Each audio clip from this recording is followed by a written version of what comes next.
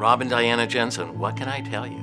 They are two of the most welcoming, gracious people I have ever encountered in my life. I arrived at St. Simon's 2002, one of the first couples I met, Rob and Diana, along with Claire and Nicholas.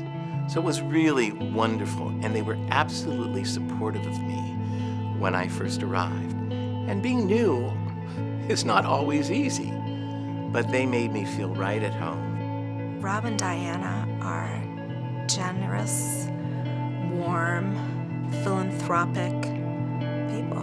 They're just, and I'm honored to call them my friend. They are two of the nicest people I think we've ever met. I think Rob and Diana exemplify the spirit of the St. Francis community.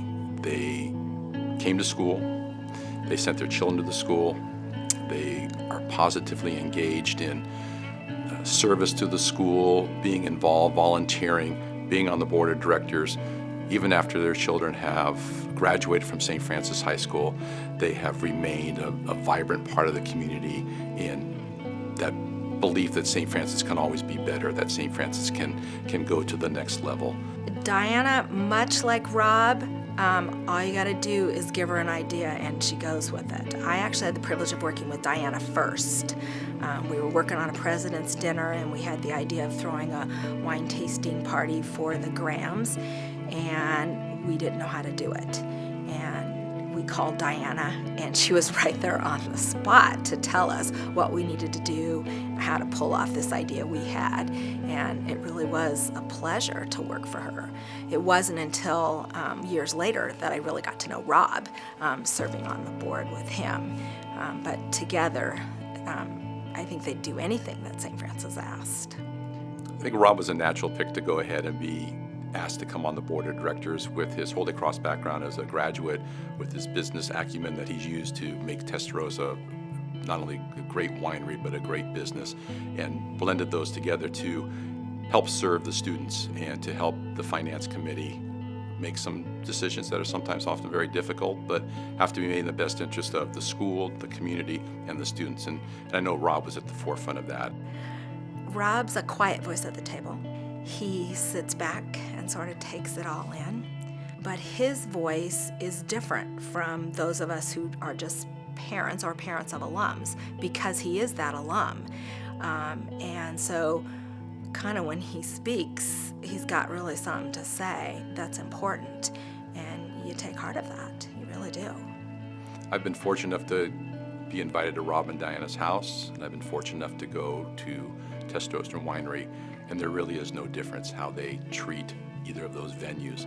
You're treated as a guest, you are a guest. I won't even say guest, as a matter of fact, you're part of the family. And I think that spirit of what Rob and Diana bring from their home transfers perfectly to their winery, and that's one of the key to their successes. Rob and Diana had their most expensive gin and tonic at a Christmas at Our House event that they were attending when their children, Nick and Claire, were at St. Francis. And Angelo noticed that he was having a gin and tonic, and why not a glass of wine? And I think Rob noticed that the wine maybe wasn't quite up to some of the standards that he might have enjoyed, and that was an opening for Angelo Guire to go ahead and say, well, maybe you could fix that since you own a winery. So that, I think, was, as far as I know, the beginning of their sharing of liquid assets. Rob and Diana, Nick and Claire, it's really amazing to watch young people, young adults, who I gave First Communion to, and they've grown up and they've done well, and much of that has to do with Rob and Diana. In the Jensen family, the apple doesn't fall far from the tree. Nick and Claire are wonderful young adults who, when you see them at the winery or at their home, welcome you, give you a hug and a kiss, say hello. And I had the privilege of getting to know Nick a little bit better because he worked on a solar house project with our daughter Beth for Santa Clara. And those kids did whatever it took to get the job done. And that's the Jensens. They do whatever it takes to get the job done. Rob has been involved, Diana has been involved in the school, and it's been fun because Rob will joke that he's very willing to share his liquid assets. But we all know that The liquid assets are great, but the assets of his time, his energy, the gifts that he brings to the table are superb, and we can't say thank you enough. I just think there's a culture of giving, there's a culture of family that's here, and the Jensens embrace that. Being able to tribute them tonight with this award and recognition hopefully serves as a beacon to everybody that our school is better because of Rob and Diana Jensen. Our school is better because people get involved. Probably everyone here this evening, some way or another, has experienced the hospitality of these two phenomenal people. There are so many institutions, organizations that have benefited from their philanthropy.